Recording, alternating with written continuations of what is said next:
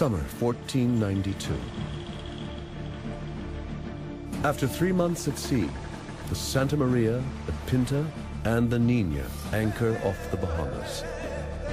Europe has found the Americas.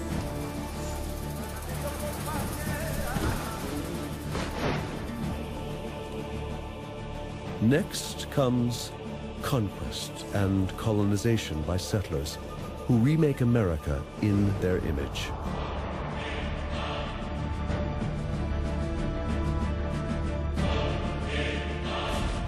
They advance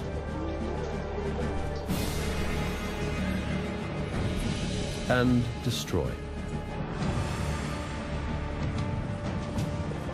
But there is another story about the animals and plants they bring here.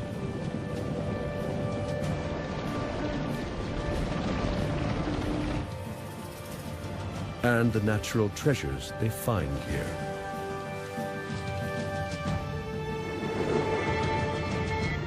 And how the Americas are completely transformed. It all began 500 years ago.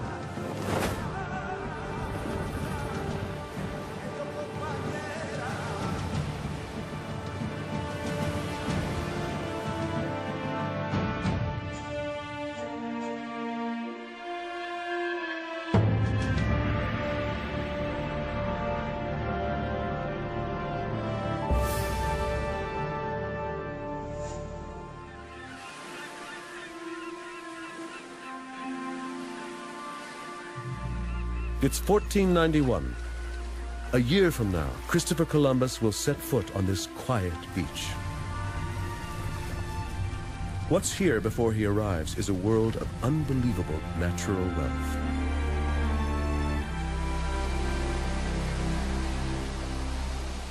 Two vast continents teeming with life. More than 600,000 miles of coastline are surrounded by pristine waters. Shoals so dense, they're said to slow the passage of ships.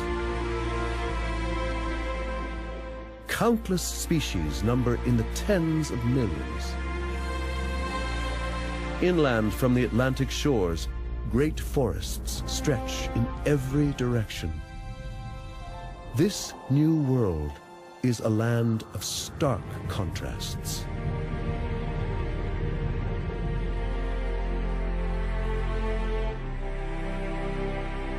From the lush jungles of South America to the glaciers of the Arctic North and the Great Plains of the Midwest, where gigantic herds thunder across North America, there is room for caribou, antelope,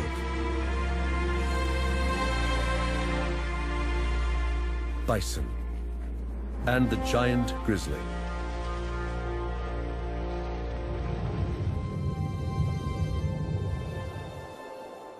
In the sky above, flocks of birds nearly block out the sun as millions of pigeons, ducks, and geese cover the horizon.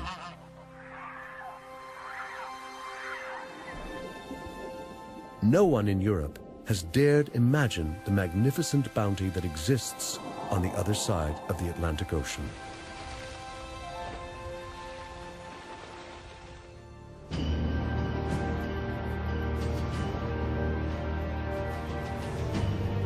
In 1491, Christopher Columbus stands on the coast of Spain, looking west.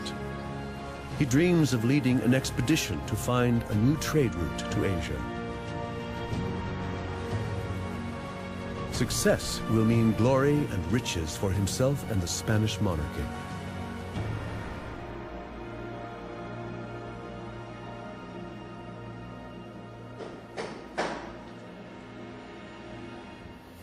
In Europe, the nobles have grown wealthy by trading with the East. Spices and gold, gemstones and silk are the most lucrative goods. But Europeans have lost the Silk Road to the Turks, and foreign trade is in decline.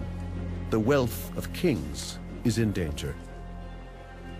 Isabella, Queen of Spain, is desperate to find new routes to India, and she has a plan. Isabella is the most powerful woman in Europe, a continent of expanding horizons filled with competitive and inventive souls. For 500 years, they have been building castles, palaces, and centers of trade.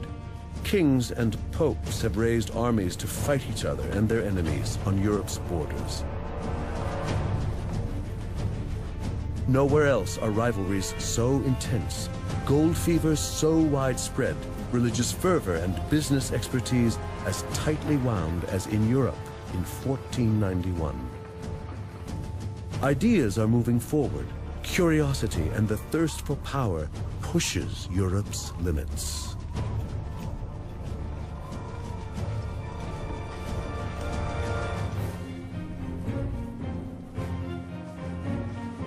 Europe is a busy and crowded continent trying to feed a growing population of 100 million people. Natural resources are already exploited as land becomes scarce and overworked. Most of the peasants are farmers, working land that belongs to someone else, owned by the nobles or the church.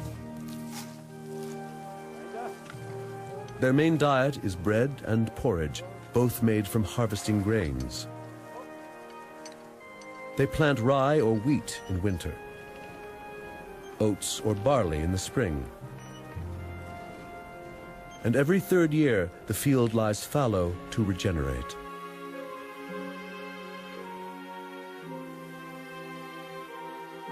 They've learned to harness water and wind for power. It is hard work, but good for producing higher yields in smaller spaces.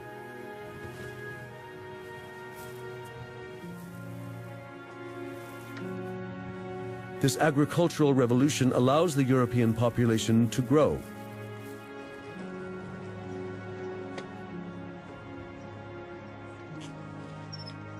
With the help of one more important element: domesticated animals.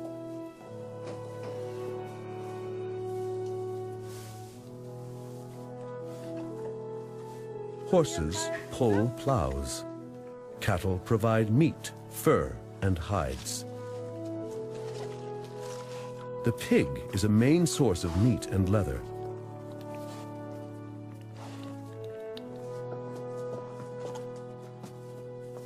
And so too are sheep.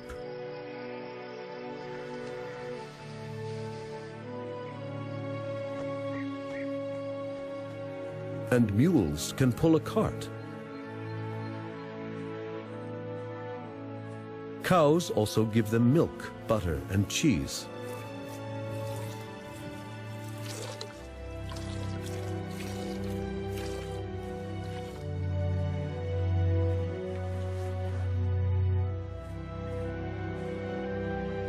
It is not only people that domesticate animals.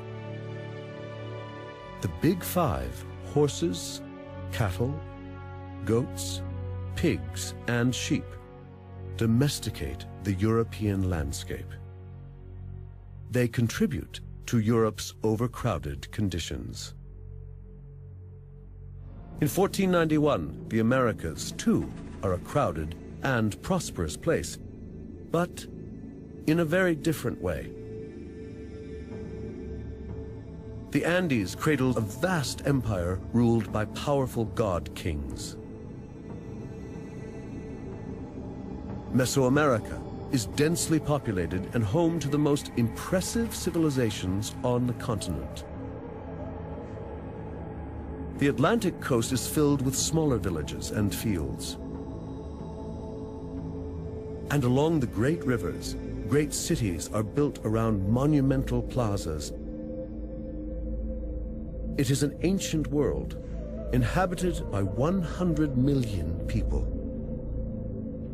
Hunters and gatherers, fishermen and farmers, kings, slaves, and soldiers. Down among the trees, where the Missouri, Illinois, and Mississippi rivers merge, lies one of the largest civilizations on the continent. The native Mississippians are mound builders, occupying a vast region from the Great Lakes in the north to Florida in the south. The first explorers thought these great mounds were natural, carved by retreating glaciers. Now we know that they are the centerpieces of cities. Cities like Cahokia. Busy trading posts of earth and wood, with populations of up to thousands of people. No one knows what they called themselves or what language they spoke. But we know why they were successful. These Mississippians are farmers. Their staple crop is fuel for the ever-growing population. It is a plant native to the Americas, unknown to the rest of the world.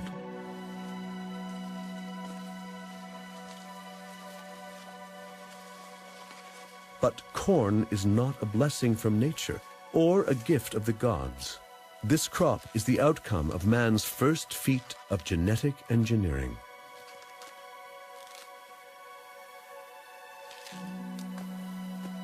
Once they learned how to grow it, they could stay in one place. This simple diet translated straight into the energy to build a civilization. The cultivation of corn is a key to flourishing cultures in the Americas before Columbus. The staple crop in North America was corn. 6,000 years ago, ears of corn were only about as long as a person's thumb, and they were barely edible. It took thousands of years to develop a more nourishing and larger hybrid, and also a hybrid that could grow in cooler climates outside of Mesoamerica. And it wasn't until about 1,100 years ago that corn reached the Mississippi River Valley. Corn is the result of the domestication of the wild teosinte grass. Early Americans started with this spindly stalk, and over the centuries, they developed it into today's giant cob. Archaeologists and biologists are still debating how corn was achieved out of a tiny grass. Corn is one of the keys to understanding American civilization. Wherever it flourishes, so do great cultures. Yet the greatest American empire of them all is found where corn cannot grow, high in the Andes.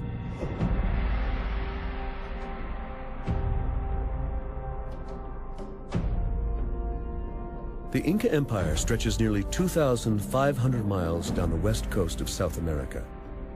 Inca build palaces, storehouses, and castles in the tall mountains. In their realm of 6 million people, they rely on manpower to transport stones without animals or the wheel. And the energy for that is provided by another amazing food source. They are famed for their gold, but their true treasure is less glamorous.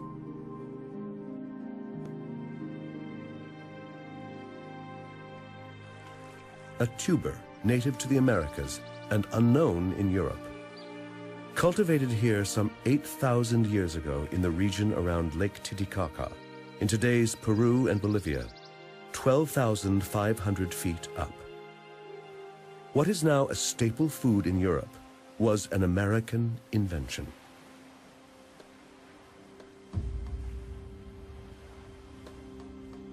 By the year 1491, the Inca grow thousands of varieties, domesticated from wild ancestors. Some poisonous, some even carnivorous.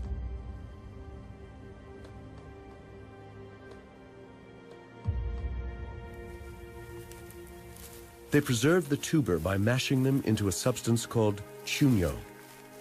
After harvest, potatoes are spread on straw and left out to freeze at night. During the day, they are exposed to the sun. Trampling them eliminates water and allows them to dry. Chuño can be stored for 10 years providing excellent insurance against possible crop failures. The Inca carve step-like terraces into the mountainsides to stop the soil eroding and create a flat surface for their crops. Terraces absorb more sunlight than steep slopes, so potatoes can grow at the highest altitudes.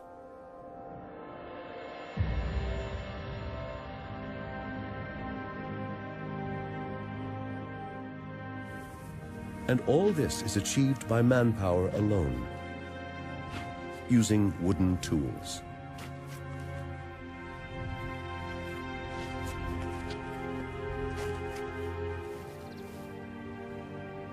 In North and South America, in 1491, farmers grow corn and potatoes to feed their people.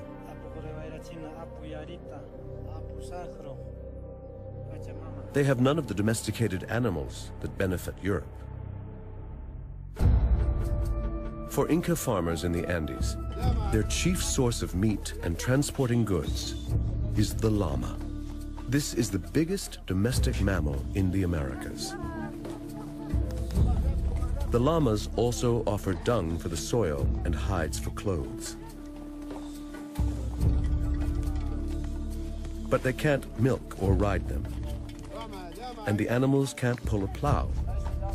So they are no good for farming or for travel. But their wool is a true blessing.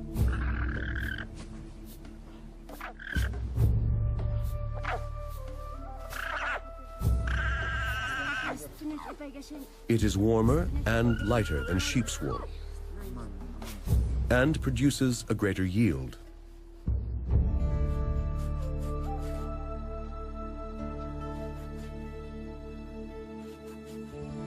The second principal domesticated animal of the Americas is much smaller. For the Aztecs, the turkey is vital. Even today, for their descendants in Mexico and Guatemala, the turkey is so important that they dedicate 2 religious festivals to it.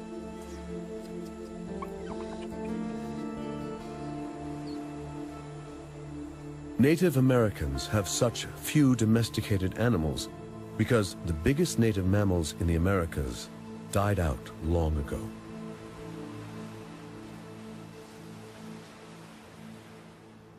At the end of the last ice age, the megafauna in the Americas, the giant bison and the mastodons, went extinct. And the reasons for that are probably twofold. First of all, as the ice age was ending, the climate became much hotter and drier, and this killed the vegetation that these very large animals depended on. Secondly, the arrival of hunters into North America, crossed over the Bering Strait land bridge from Asia, coincided with the extinction of these animals. And very likely these hunters went after these large animals who were slow and had a lot of meat. And what this left in North America were animals such as bison, deer, and antelope that are not suited to domestication. In 1491, Native American tribes hunt wild animals to survive. But the village dwellers in the forests of the Northeast and nomads on the plains develop methods to guarantee their meat supply. They can't domesticate these animals, so they find a way of making their prey come to them.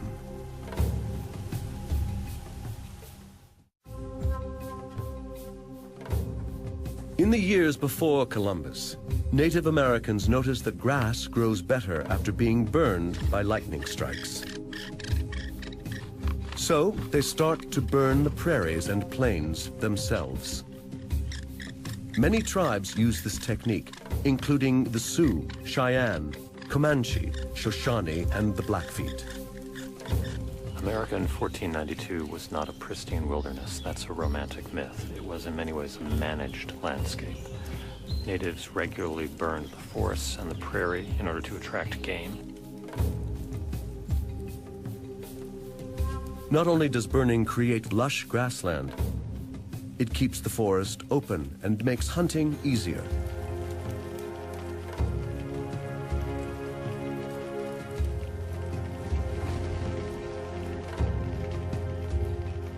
The new rich pastures lure and increase the numbers of herbivores, as well as the predators that feed on them.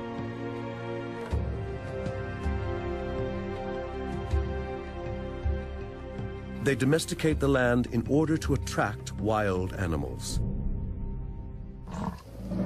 Nomadic Central Plain Indians are able to lure the biggest mammals in the Americas. The bison. Wherever they roam, bison are the main source of food and clothing, and of tools made from their bones.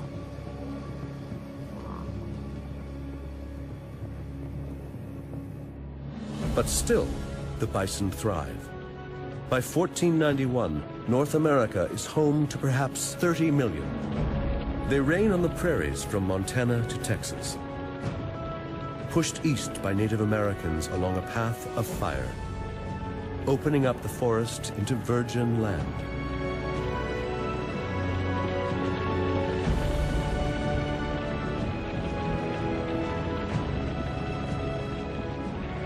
The bison gain a new habitat, far beyond their original range.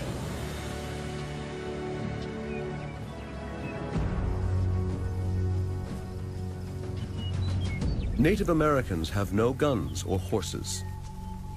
They hunt on foot.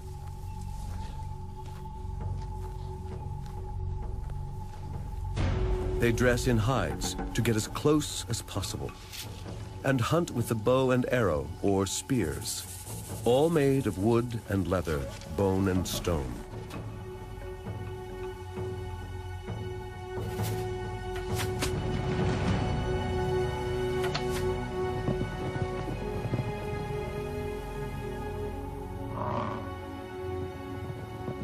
Hunting the bison is essential for their survival.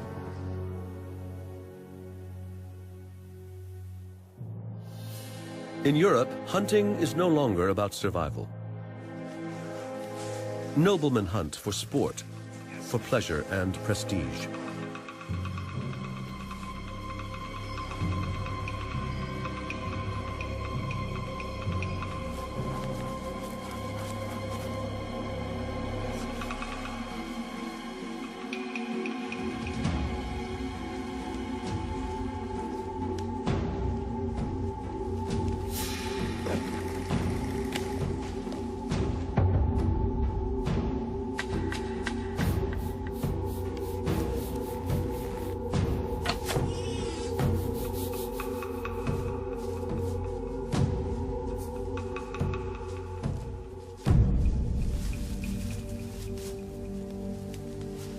And only the nobles are allowed to hunt.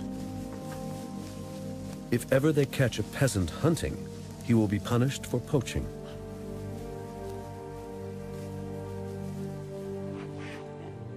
Unlike in America, there's no room here for an abundance of wildlife, for endless herds.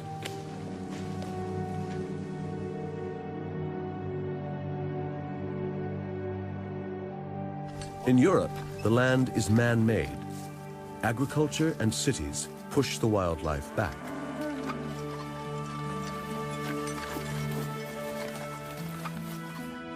Untamed land is now a rarity.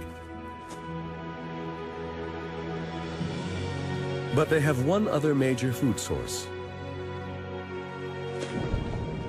Fish have long been cheap and abundant for every social class in Europe. Christianity, the common religion all over Europe in 1491, approves of fish. Eating meat is banned on more than 100 days a year. The demand for fish is huge.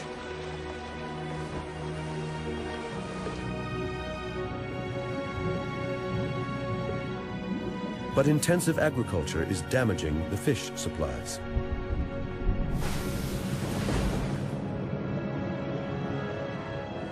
Once unlimited, supplies in Europe are dwindling fast.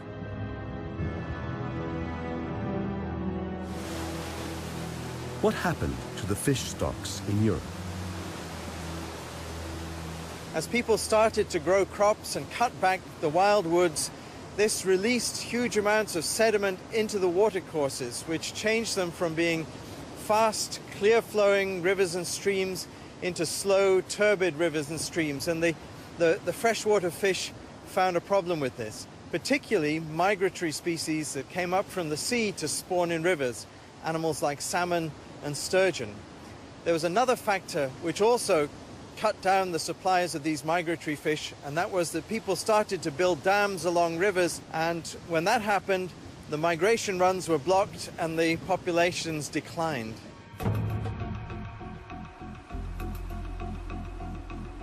When supplies of fish dwindle in their polluted lakes and rivers, they turn to the sea. For the first time, they set up large-scale sea fishing.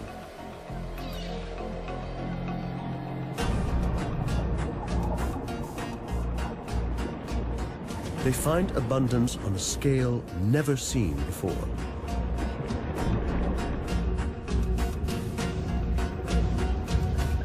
And they exploit it.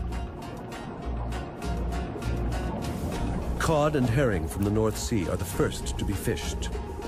Every 5 years, catches double. By 1300, thousands of tons of dried fish are exported from Norway to Britain alone.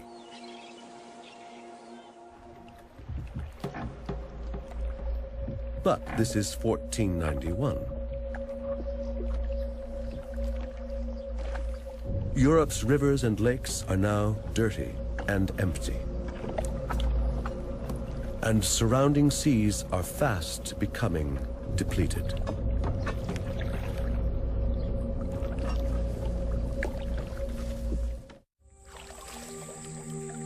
In the Americas before Columbus, fishing is not an industry.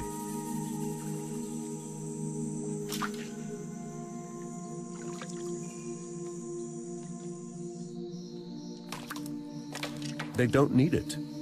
Fish are for the taking. Their rivers are not used for power and are not affected by farming.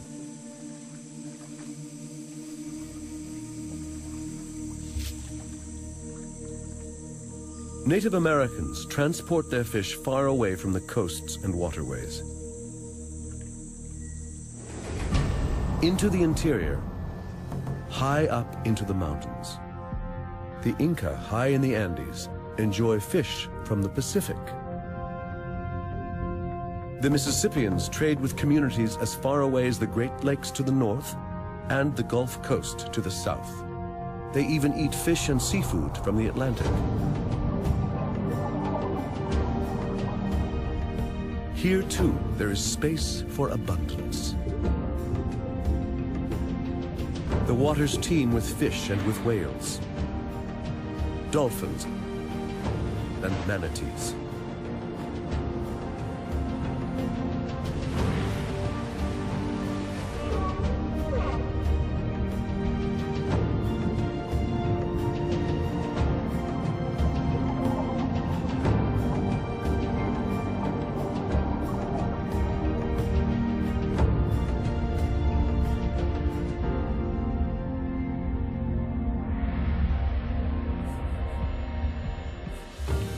Wherever Native Americans trawl their nets, they find a bounty of thousands of different species.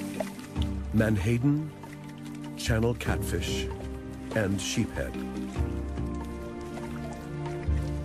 They never have to take more than nature can replace.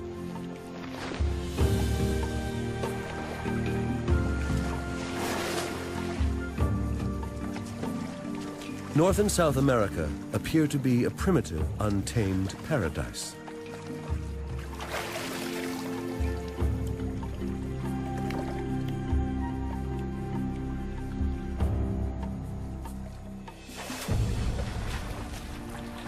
But looks can be deceiving.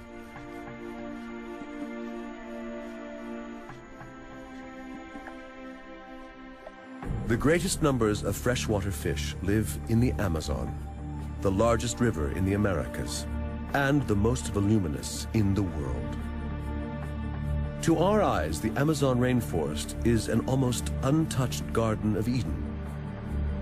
But it was once a very different place than what we know today. When the jungle was cleared in the 20th century for agricultural purposes, people found the remains of a sophisticated civilization that once managed this landscape. In 1491, this area is home to thousands of people. They tend orchards with all kinds of fruits: papaya, mango, cocoa, nuts, and palms.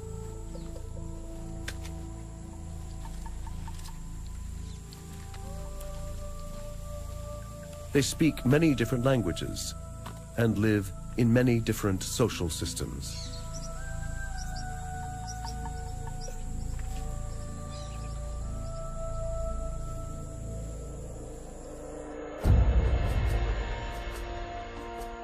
Their tightly packed settlements cover an area of over 46,000 square miles. They are linked by raised causeways, bridges, and canals. Much of this is natural savanna created by annual flooding. But they have expanded the grasslands, regularly setting huge areas on fire. By 1491, they have created an ecosystem of plant species adapted by fire that cannot exist in nature. Eventually, the jungle will reclaim it.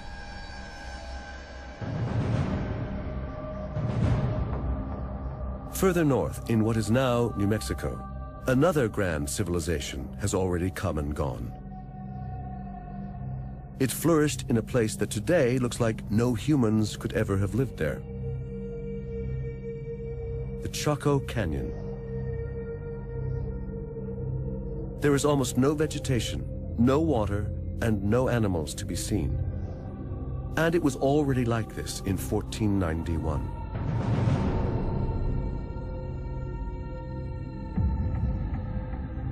But once, this area looked completely different.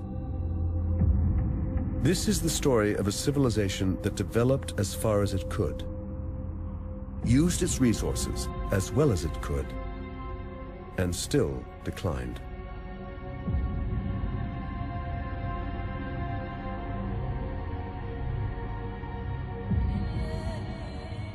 Chaco Canyon was once covered with lush vegetation and forests of pine and juniper. The fertile area was home to the Anasazi.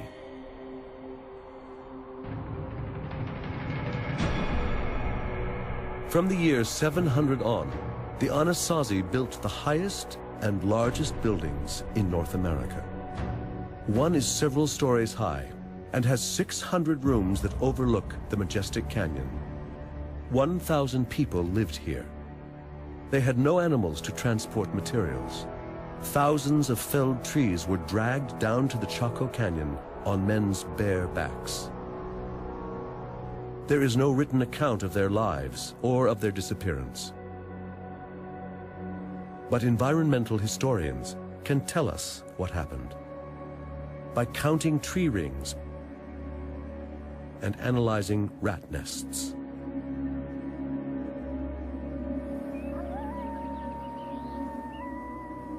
Nathan English of the University of Arizona spends much time in the canyon looking for traces of the ancient nests.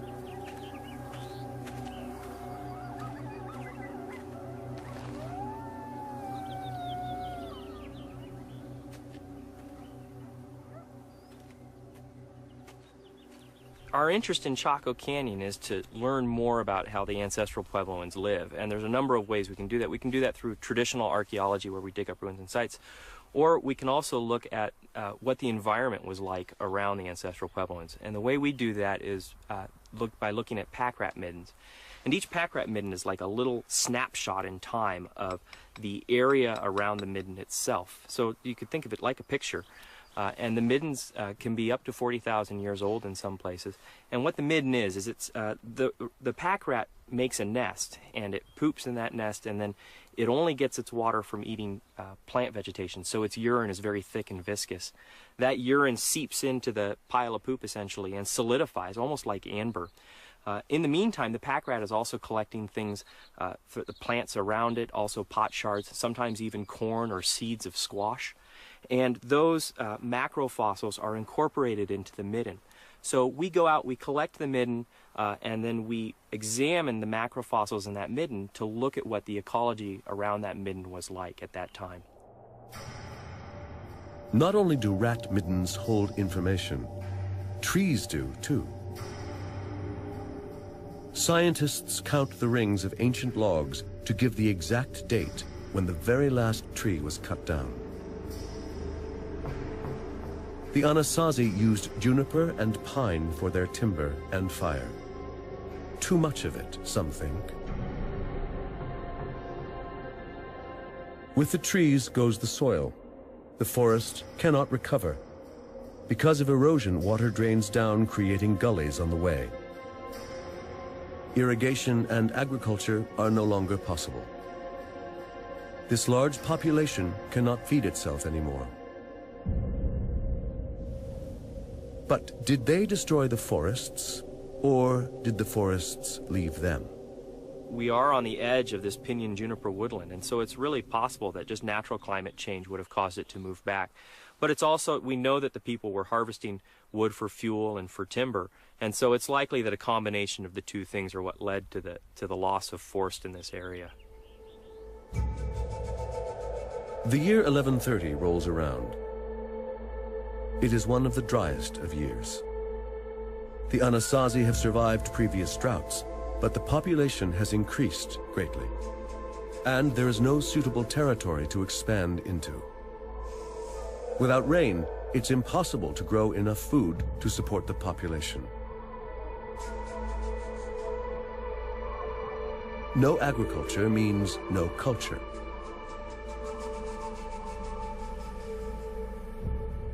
The Chaco Canyon is abandoned.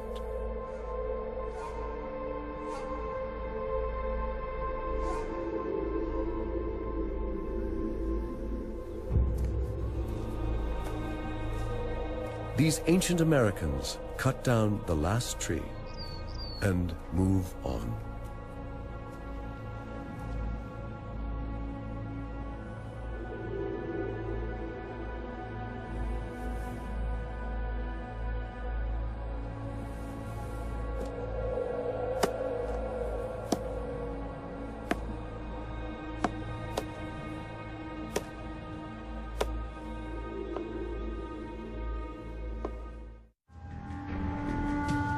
Over in Europe, in 1491, they are cutting down the forests rapidly.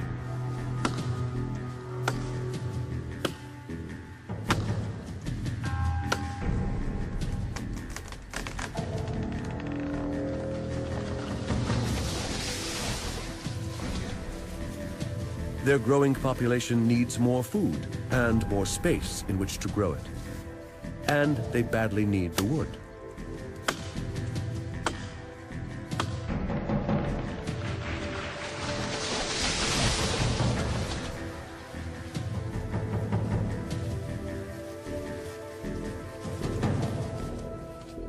They have the tools.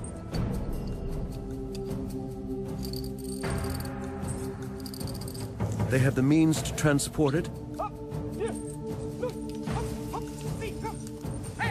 And they have the energy.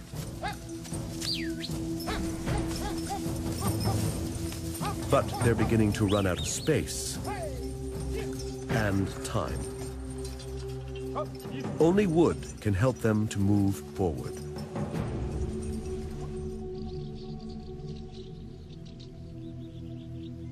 The Middle Ages were the era of wood. You find it wherever you look. Wood was the most important material for building, for making tools and furniture, and for burning. It was the only fuel. There was hardly any coal. It is an era of competition, and wars use up forests too. Whole armies are equipped with bows made from yew wood. The yew tree is almost exterminated in Europe. Armies need iron weapons, and smelting ovens burn day and night.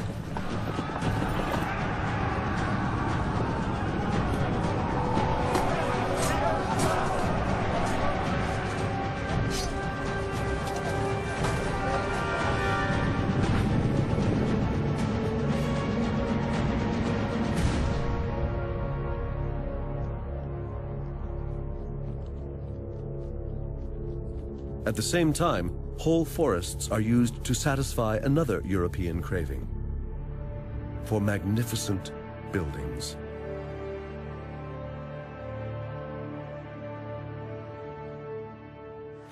The cathedrals in the cities are made of stone, yet they require millions of logs for their bases and frames.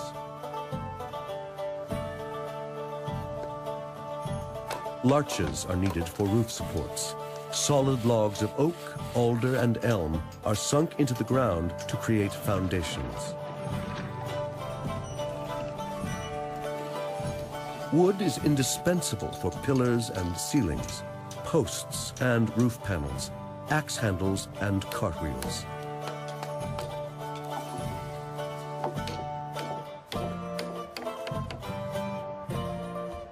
European castles, cathedrals, monasteries, and churches consume entire forests in Germany, France, Italy, Spain, and England.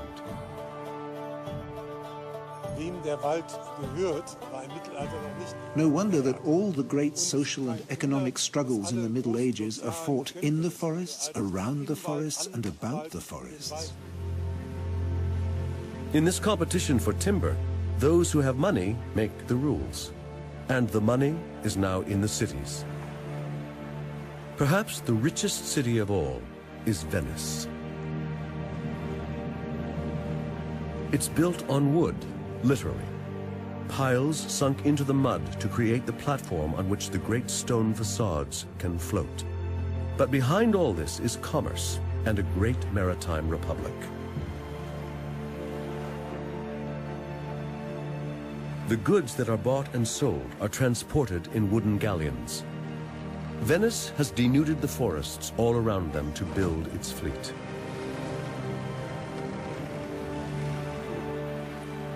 The city's demand is insatiable, and they start to deplete the Alps.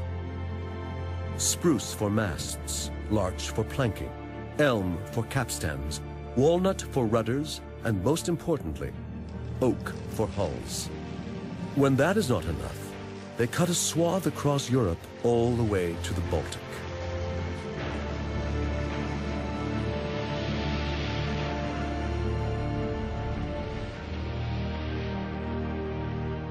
The Europeans have exploited their natural resources, leaving a continent where there are few fish in their rivers and less timber in their forests.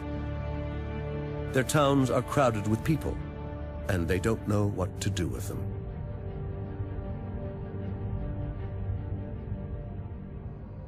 Rivalries between princes and kings have grown intense.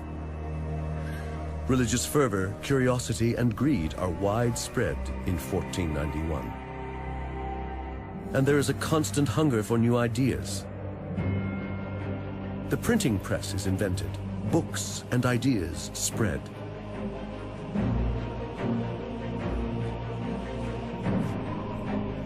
But where do they go from here?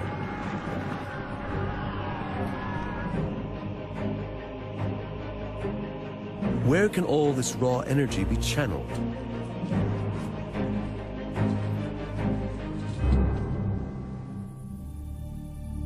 This is the time when European kings and queens send explorers beyond the horizon to expand and enhance their power. Some explorers go around Africa to find the sea route to India. One has the vision to sail west to arrive in the east. He is a seaman from Genoa, Italy, a fervent amateur who has the crazy idea of sailing into the unknown to reach India. Christopher Columbus has spent 5 years trying to gain royal support to finance his voyage.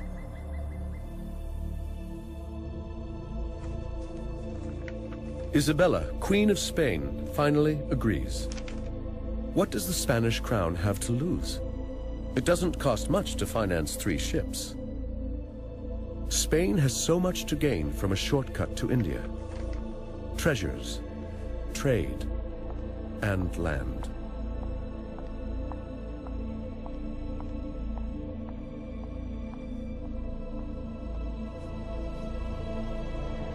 At first, no one wants to board his ship.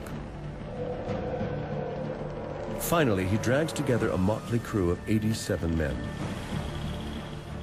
Many are illiterates, petty criminals, even murderers, who choose probable death at sea in preference to the gallows. Many are soldiers, with nothing to do since Spain expelled the Moors just months before.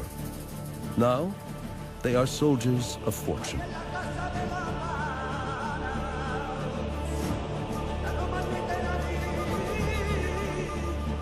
With his band of desperados, Christopher Columbus sets sail from the port of Seville. It is the summer of 1492. He promises the Queen that his expedition will be a success. And in a matter of weeks, he will change the course of history.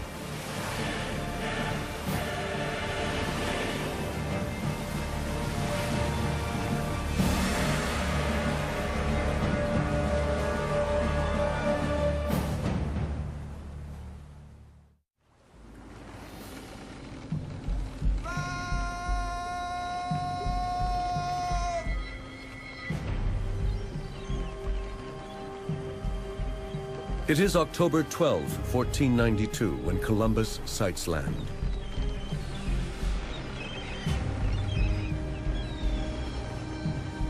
I saw neither sheep nor goats nor any other beast. All the trees were as different from ours as day from night, and so the herbage, the rocks, and all things. 3 Spanish ships sail west for 3 months in search of India. Then finally they arrive, 87 men, among them conquistadors, pig farmers, murderers. But this is not Asia. It is an island in the Caribbean.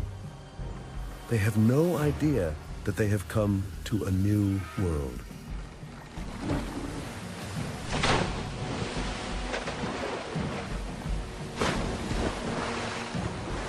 The air is hot.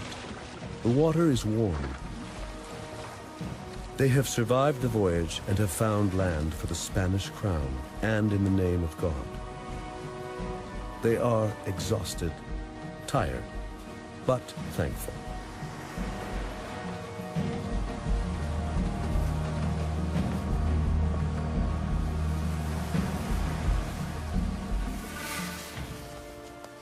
What land is this? Where are the ports, the cities, the ships and traders they expected? The natives have seen many people arrive from the sea, other tribes, but no one like this.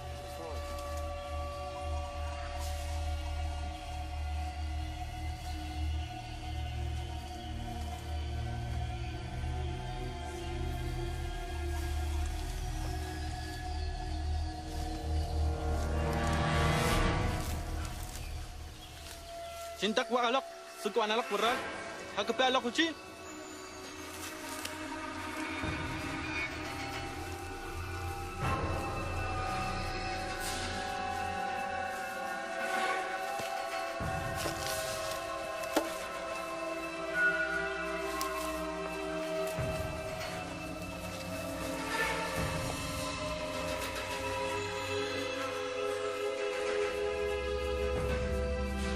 They will both soon discover that this is just the beginning.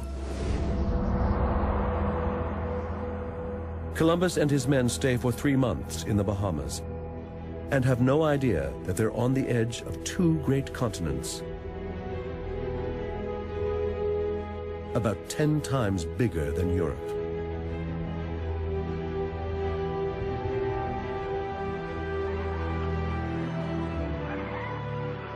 From the tropical seas to the arid deserts, it is vast. And there is space, with room for every possible landscape, stretching from the northernmost to almost the southernmost points of the globe. Spain's royal monarchy made Columbus's voyage possible.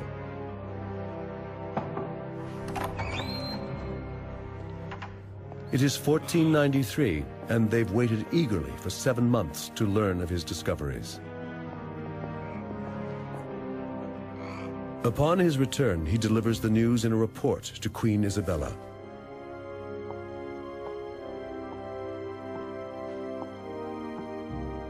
In a few pages, Columbus describes the paradise he has found in her name. Land to conquer, converts for Christianity, riches to exploit, and gold.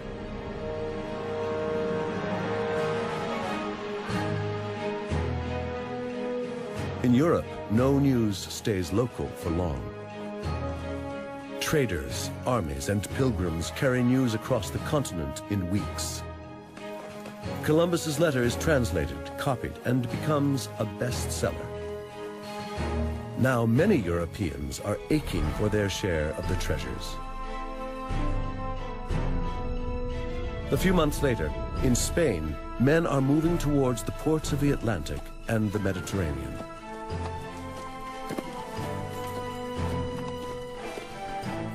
Men who have no land and no work.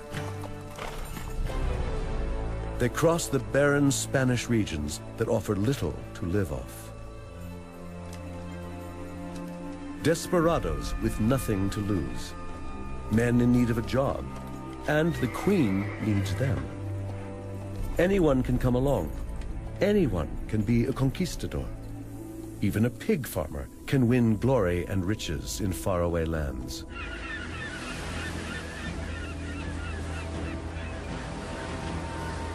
In 1493, 17 ships arrived in the New World on an island in the Caribbean Sea, carrying 1,200 Spaniards. Columbus's second voyage begins a stampede of Spanish exploration and conquest. Some will go south, some to the Andes, some along the Mississippi. It is the conquest of the Americas. Driven by greed, carrying weapons, and with one animal that does not exist on this continent. With the horse, the Spanish are able to annihilate whole empires in just a few decades.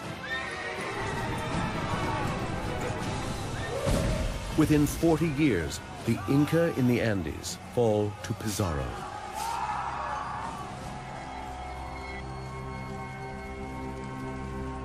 And the Aztecs in Central America to Cortez.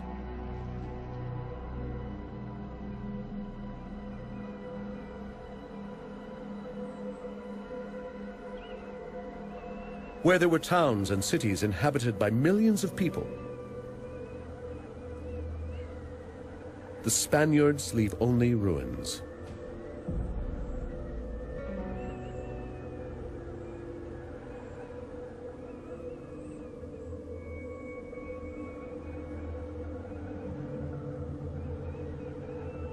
And no one to manage the land.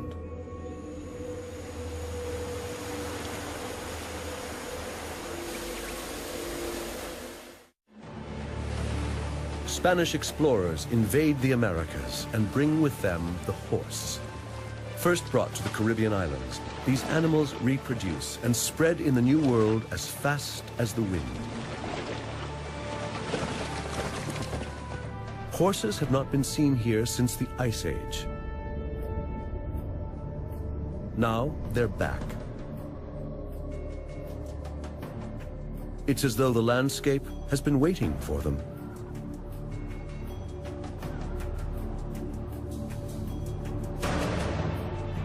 Once ashore, a few horses run wild. A new breed evolves, which soon takes over North America. The Mustang.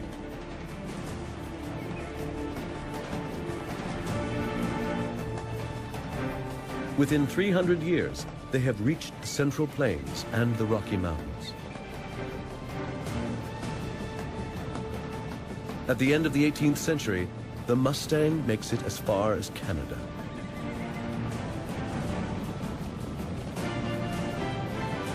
150 years later, there may be 7 million wild horses in North America.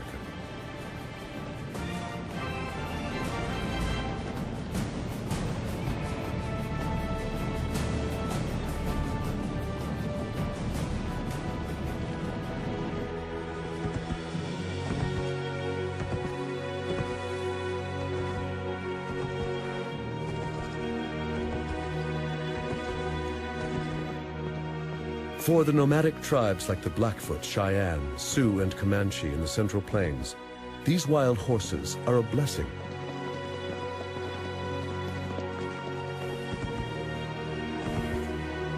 What they used to do on foot, fighting, hunting, traveling, they can now do on the backs of wild horses from Europe. It transforms their lives.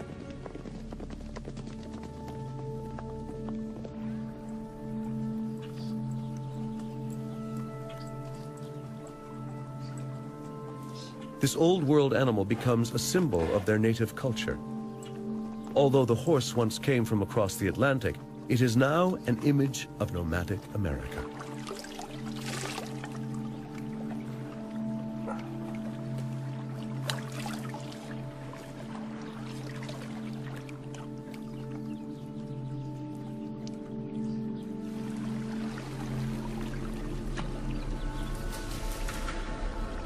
As soon as the conquistadors have conquered South and Central America, one of them heads north.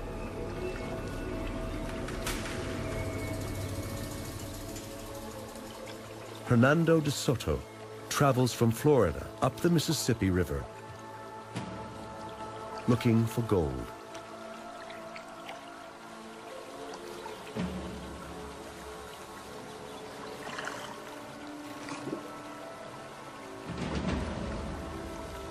The Spaniards leave death in their wake, and something else they bring along to keep them alive.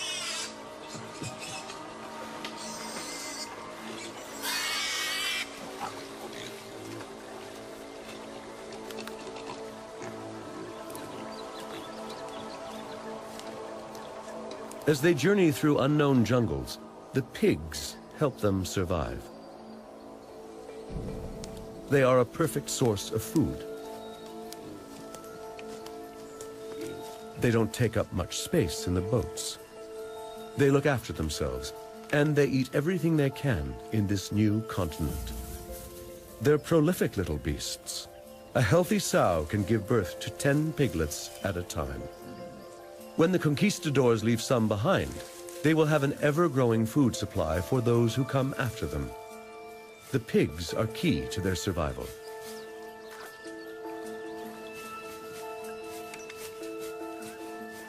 But to Native Americans, they're a curse.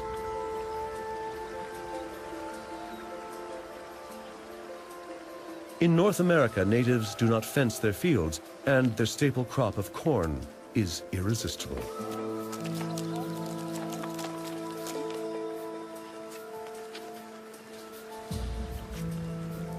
There is no evidence that Native Americans know how to fight this plague of pigs.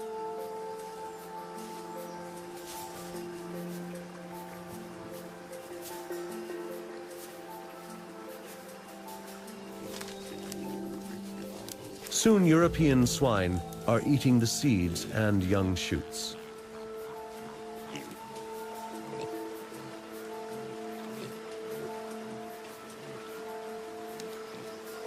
Only a few generations after running wild, the animal becomes very different from the typical farm pig. It grows tusks and gets bigger and aggressive. What began with a few pigs becomes a daily nightmare for the Native Americans.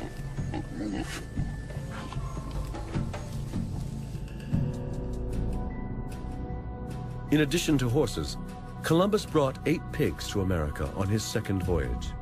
Within 20 years, there are 30,000 pigs on the island of Cuba alone.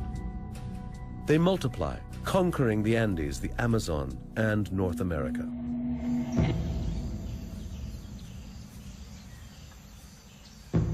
But the Spaniard, his horse, and his pig would never have been so successful in the conquest of the New World without a hidden passenger.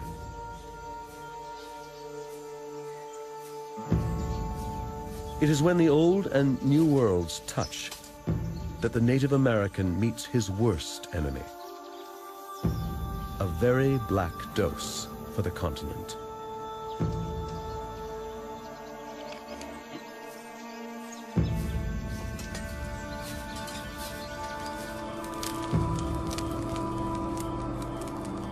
A Spanish missionary reports, an epidemic broke out, a sickness of pustules.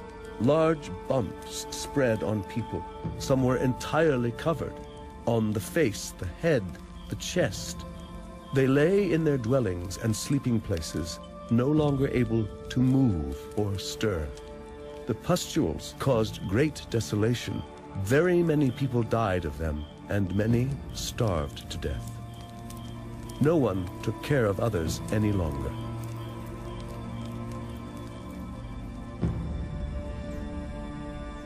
Deadly diseases contaminate both continents of the Americas.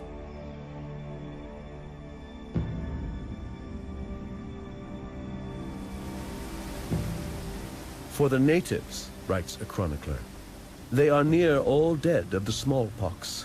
So the Lord hath cleared our title to what we possess.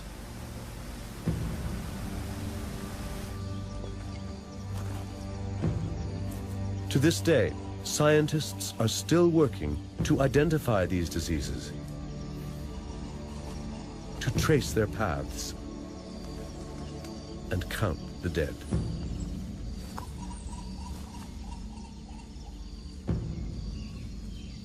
Smallpox was accidentally introduced to the Americas in the 16th century.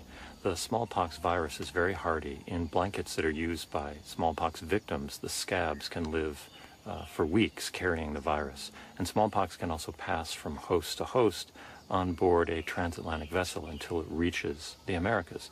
And of course, once smallpox reached the Americas, it was introduced to millions of new hosts, human hosts, who had no acquired immunities to these diseases. And so smallpox, together with measles and influenza, had a devastating impact on Native American populations. No one knows exactly what the mortality was. Conservative estimates are about 50%. It was probably closer to 90% or even higher. Through trade between native peoples, diseases spread through the whole continent. Many natives die of foreign diseases without ever seeing a European. Microbes move faster than the conquistadors who brought them. Some 50 years after Columbus first sets foot in the Americas, conquistadors and explorers find neither towns nor people.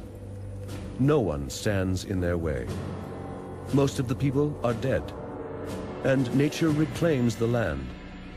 Everything that they now find is pure wilderness, a Garden of Eden without humans.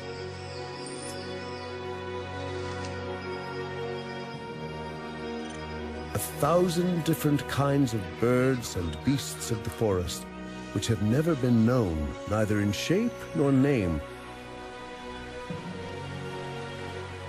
and whereof there is no mention made, neither among the Latins nor Greeks nor any other nations of the world, reports a Spanish missionary. It may be God hath made a new creation of beast.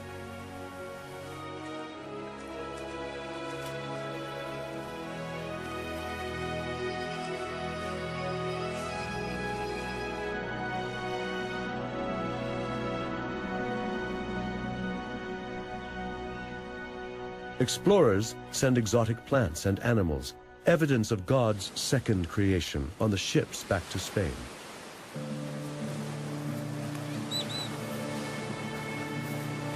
Hombres, cargad. Corn, El ave al frente. chili, and pumpkins. Domesticated in the New World, unknown in Europe. Tomatoes and potatoes.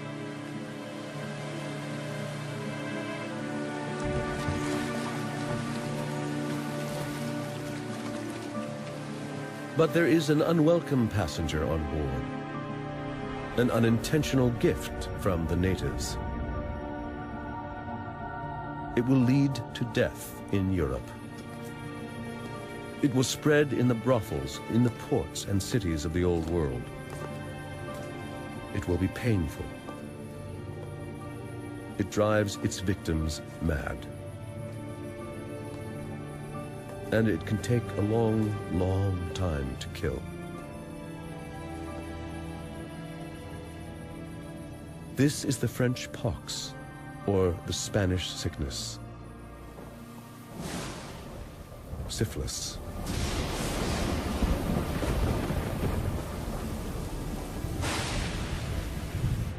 Europeans have no idea that this disease came from America, where more and more are aching to go. In the 17th century, a new wave of people heads to the New World, the settlers. England has defeated Spain to become a new European superpower. The English crown sets out to claim its share.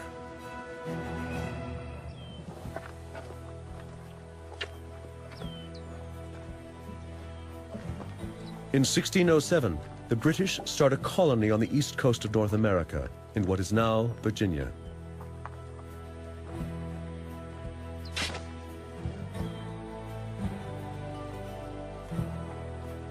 They name it Jamestown, after their king.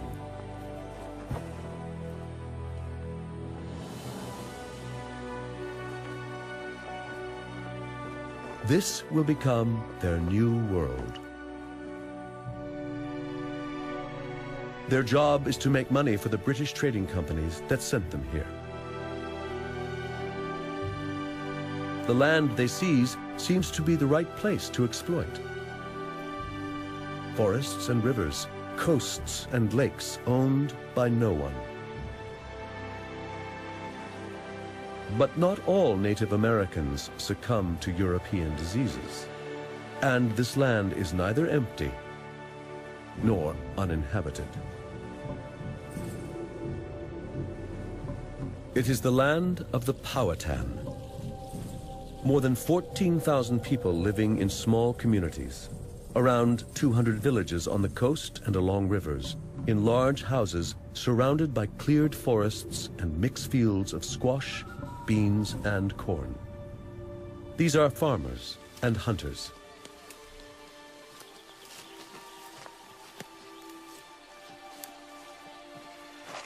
There is no gold, no silver that settlers dream of. Just the land and its people.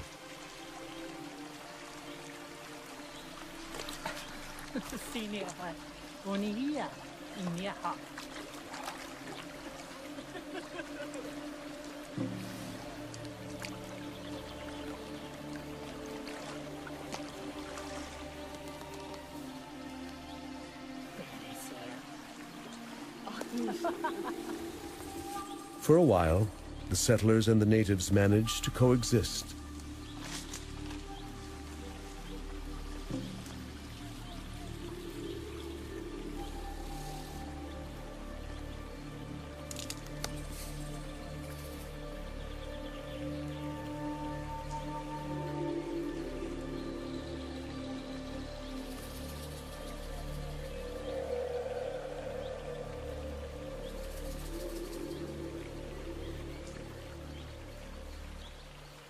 This land is rich with resources that Europe lacks.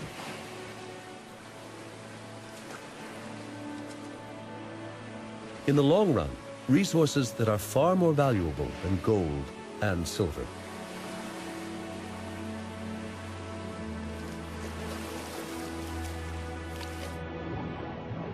And there's more than enough for everyone.